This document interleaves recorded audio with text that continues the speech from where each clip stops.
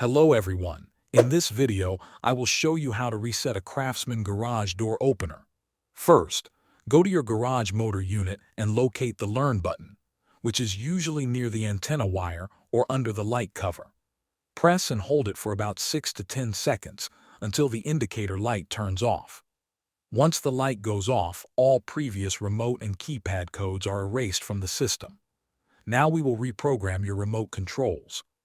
Press and release the Learn button again to activate programming mode, and the LED light will turn on for about 30 seconds.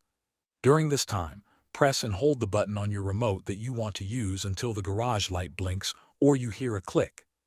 Next is the wireless keypad setup. Press the Learn button once again, then quickly go to your keypad and enter a new 4-digit PIN followed by the Enter key. Wait for the garage door light to blink once, which confirms that the new code has been saved successfully. This completes the reset and reprogramming process for your Craftsman garage door opener.